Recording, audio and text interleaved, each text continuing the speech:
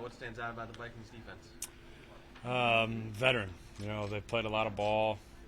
They're an experienced bunch. They're smart. They play with vision, and so you definitely got to be on your P's and Q's, and you got to execute and be on your details. Because on top of that, in the back end and then in the pass rush, Zadarius Smith and Danielle Hunter. They're good. So it's no walk in the park. Got to be on your stuff and you got to execute.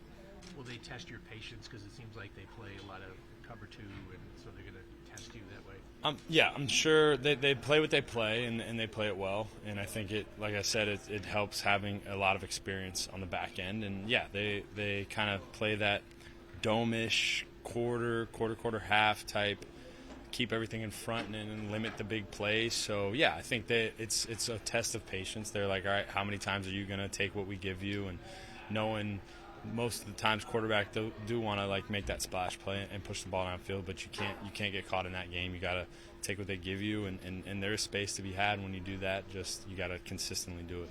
We talked to LaFleur today, and he was referencing how the Bills game last year, when things didn't go so hot, after you watched the film, you saw you were basically just a little bit ahead of right. Like your body was a little off from what you were seeing, but, right. But your reads were right and you were there. How much did you learn from that game, and how much different did you feel after that game? I learned a lot from that game, and I can play. I think I've said it in a couple interviews before. I can play every play in that game in my head over and over again, way more than the Cincinnati game or even last game, just because I think that's when you learn the most, is the games that don't go so well. So I learned a lot, and like you said, like LaFleur said, I think the problem that I can get into is luckily I'm able to process things pretty quickly. It's just keeping my body in sync with how fast my brain is processing. So if I know this isn't going to be open, I get off of it right away. Whereas in a timing sense with routes, it's necessary to take a 3 and a hitch to that one, and then second hitch this, because it's not going to show up in time. And I think that's just what happened in Buffalo is I got off of that knowing it wasn't going to be there, and I was there too early, and then things are all thrown off because the pass game is all about timing. So I learned a lot, and on top of that is just not playing hero ball like I've referenced a bunch of times. And I'm going to continue to reference because I think that was big part of why I think that game got away from me, is I thought I needed to get the team back into the game with every throw, and that's just not how the game's supposed to be played. Can you talk about what 3 years ago you got here as a practice squad guy who was a relative unknown, and now you're starting in a December game with playoff implications?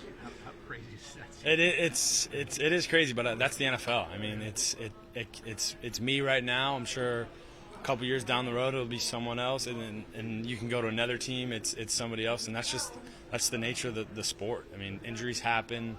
A lot of things happen and change so quick in this league, and you got to be ready, and you got to be prepared, and because when that time does come, you got to be able to seize it, and that's how you can make a long career out of your journey here. Mike, you obviously last year had the starting job for a little while. Is your mindset this time around to play at a high level like last week, so you keep it long term? Do you feel like you're a good enough player to be a long term starting quarterback for the Jets? Yeah, I think right now the only way to attack this, and the same as last year, is a game at a time. The NFL is – I remember someone told me last year, I can't remember who, the NFL is 17 one-week seasons. And because when you win one week, you're on top of the world. You lose the next week, and it's the end of the world. So I think how I'm personally going to attack this is week-by-week basis, try to win, try to beat Minnesota this week, do it and have fun with my guys, preparing and going out there and performing, and then – once this week's over, we move on to whoever we have next week. And I truly believe that's the only way you can play, and that's how you kind of stay focused in the now. How do you not look over your shoulder, though? Yeah, no, the human nature of it, you're always going to do that. And you just, I think it comes with maturity and experience and the experience of it. And then just know, that even happens in high school. When I remember – my junior year, I was in a quarterback competition, and I lost the battle. And then my senior year, same thing, and I won the competition. And in the beginning, I think I did look over my shoulder, and I didn't play as well as I could have, and I kind of eliminated that from my brain and just went out and played. I think whenever you're looking over your shoulder, you're not going to play to your true potential. So the human aspect of it, you're definitely going to, but you got to find a way, whatever your process is or your mental ability is, to erase that and just go play. But it has to be like some type of like in the back of your mind that you can make this interesting, especially considering like the way that you play, you continue to play well and make your decisions a lot harder than what it is. The only thing that I'm focused on in playing well, if I play well, that correlates to wins, and that's all that matters. That's all anybody in this locker room wants to do, and I'll let the chips fall where they may after. But right now, my only concern is winning and helping this team win, and seeing where that gets us come beginning of January, middle of January. Salo was saying the other day that you get kind of a slow start in training camp this year, and you said you mentioned something maybe having a conversation with him, and then you had that good game against the Giants. Did you get off to maybe a little bit of a slow start in camp, and like what was the turning point to get it turned around? Yeah, I think just kind of a reset, taking and really focusing in on the fundamentals and kind of taking a step back and working on the little things that help build to bigger things. And I think, just for whatever reason it was, I mean, that feels like 4 years ago. Whatever the reason was but that's what training camp's for, in my opinion, is getting better at things and honing in on the fundamentals, because you start from square one every year and then you build up to this point. So, I mean, that was just kind of was what it was and worked on, and I'm proud of coming out of the other side of it. When we talked to you after the Bengal game last year, I know training camp feels like 4 years ago. This is probably a decade or two. No doubt. One of the first things you said to us was you couldn't wait to get home and see your family. You couldn't wait to see your family after the locker room. What was the embrace like with them after this one? Or was your wife now a little? You've done it once before, so she's a little more critical. My wife actually looked at me, and when I first saw her, she goes, "Who are you?" Like, what? Who are you?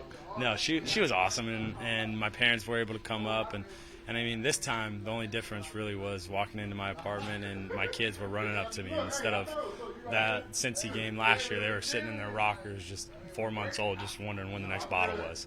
So that was cool, having them run up to me and want to play. And I think that's the coolest thing about having kids. And I'm going on a little off football tangent here, but it just helps you separate football and outside life. Is whenever I'm in here, I'm Mike White, the quarterback, but whenever I go home, I'm just Millie and Maddox's dad, and it's so cool. Do they have any comprehension of Absolutely not. Absolutely not. No.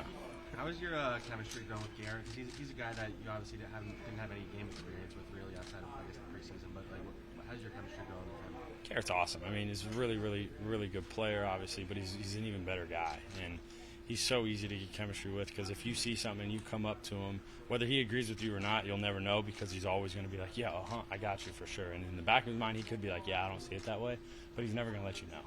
And he's always going to do whatever. He respects the quarterback and what the quarterback is seeing, what the quarterback's saying. He's always going to do it that way. And he's willing to have a dialect about what he sees. And a lot of the times he's correct, too, because he does see the game really well and has a good feel for stuff. So anytime you have a guy like that who's a good player and a good person, it's fun to work with. You talked about that compartmentalization between family and here.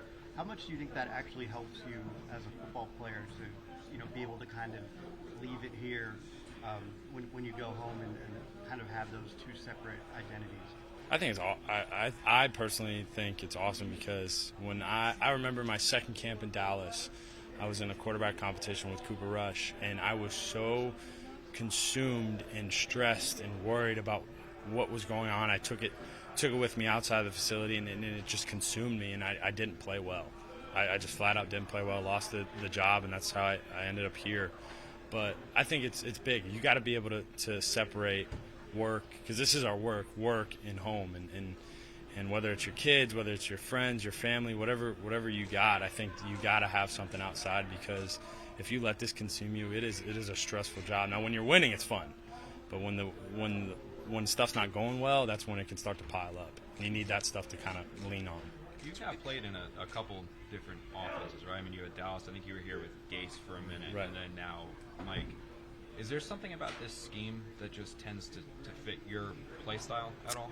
Yeah, I think I liked all three offenses I've been in now. One thing I do like about this one is I think it does give the quarterback a little more freedom, as far as you're not held accountable, or it's not your job to do a lot protection-wise. There's a little things we can do here and there, but for the most part, the protection's the protection, and which I think was, as a quarterback, that's awesome, because when you go to the line, you get to, all right, what's the coverage? I'm not too worried about the protection. I know my issues, but what's the coverage? And you get to just go out there and distribute the ball.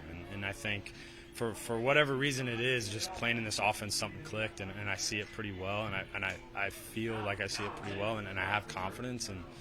And going back on something I've said countless times to you guys, I think confidence does wonders, and I'm guessing that's what it was. And then having success too always helps. It's pretty clear that your teammates just like you. I'm just wondering, as a quarterback and as a leader, do you think it's part of your job and responsibility to connect with your teammates on both sides of the ball and inspire them to rally around you, I guess?